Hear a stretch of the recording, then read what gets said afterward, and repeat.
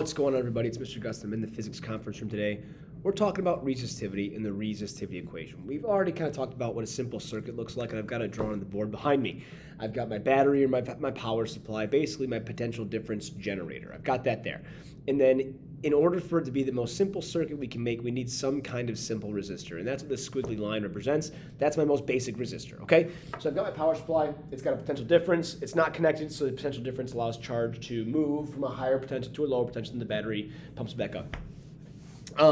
But the resistor that's there contains a resistance. Now that resistance is dependent on a few things. And our resistance equation tells us what that is, but there's also a lab in our packet that discusses this. So let's talk about this, all right? So if I'm gonna analyze this resistor, let's take a look at actually what it is. We'll zoom in on it, okay?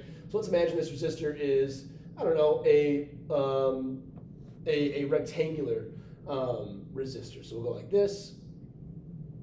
We'll draw a little more three-dimensional for us, right? Like maybe something like this, okay? There's my resistor. It's rectangular in nature, like this. It looks something like this. The wire enters in, comes out. Let's say it's got some resistance. We'll call it R number of ohms. This is the resistance that it contains, all right? And there's some simulations we can do, but essentially what's gonna happen is we can change this resistor a few different ways and then measure its resistance. So there's a few things that impact the resistance that a resistor has. The first and foremost is the material it's made out of. So the material that this thing is made out of dictates the resistivity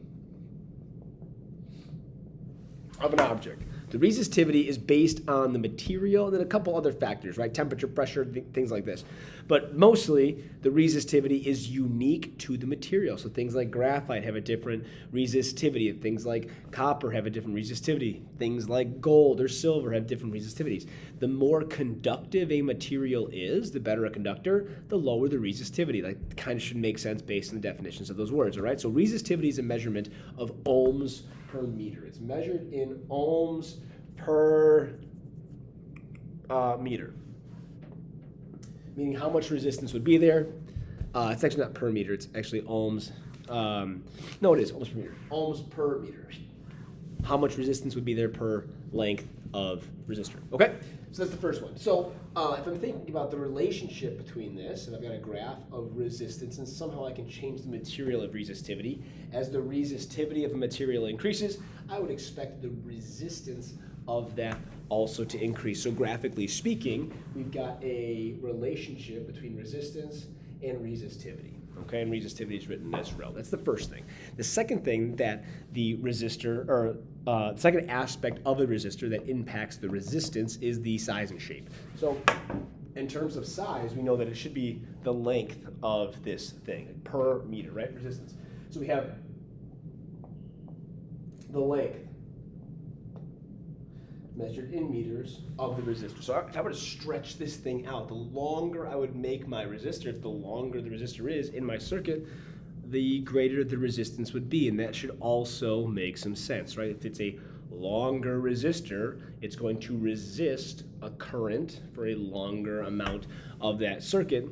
There's going to be a relationship there. So the bigger the length, the bigger the resistance. And so our equation for our graph, if I'm going to increase the length, or as I increase the length, I would expect that resistance also increases in a linear fashion. So I would say there's a relationship between resistance and length.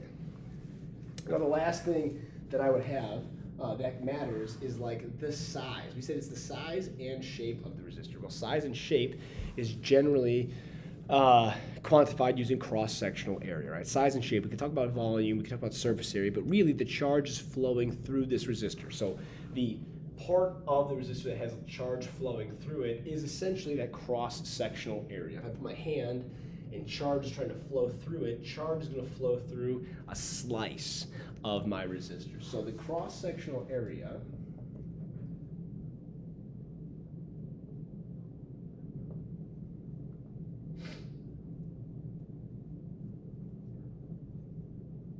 measured in meters squared will also dictate the amount of resistance a particular resistor has. In order to figure out what cross-sectional area is, we have to look at the size and shape or the shape of the resistor itself. So this resistor here is kind of a rectangular prism type shape. So a cross-sectional area would essentially be taking a slice like this out from inside my resistor. So like this slice right here, right? This slice right, if I were to like take that slice out, in this case, I would get some kind of shape like this, meaning if I were to look down the barrel of this thing, I would see kind of this shape looking at me. So I need to find the area of that, and there's a length to that and a width to that or whatever. I guess this would be a width and a height, because length would be down the line. What is the relationship there? Well, the larger the area is, the less resistive it is, because more charge can fit through that resistor in a time.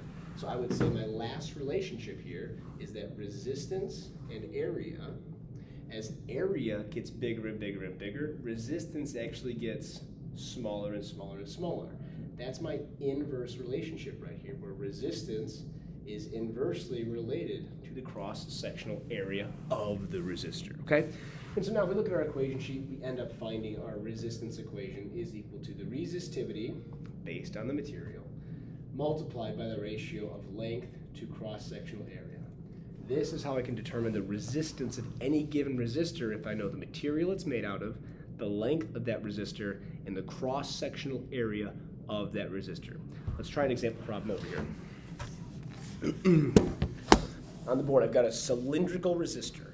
The cylindrical resistor has a length of 2.5 meters. It has a resistance of 0.35 ohms and a cross-sectional circular area of 1.5 times 10 to the negative 6 meters. My question is, what is the resistivity here?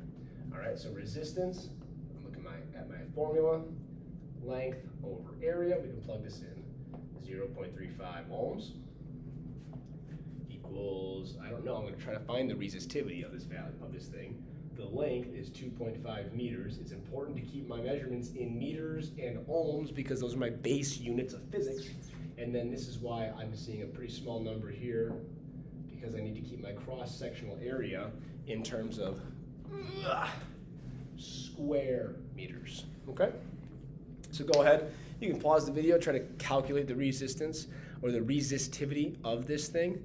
If you don't want to pause it, if you just want the answer right now, the answer that I come up with is 2.1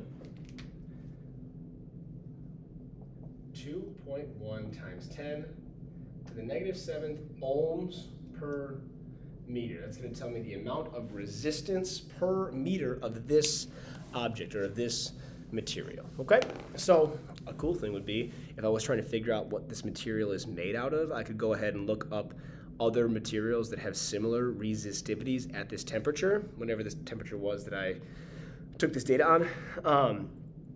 And that might give me a clue as to what this unknown material is. It's kind of a cool physics question, right? Is how do you know what this thing's made out of? Well, you could find its unique property of resistivity and compare it to tables of known resistivities to figure out what that material might be. Anyway, this is resistance, the resistance equation, and resistivity. If you got questions, comments, email me, ask me in class. Till next time, see ya.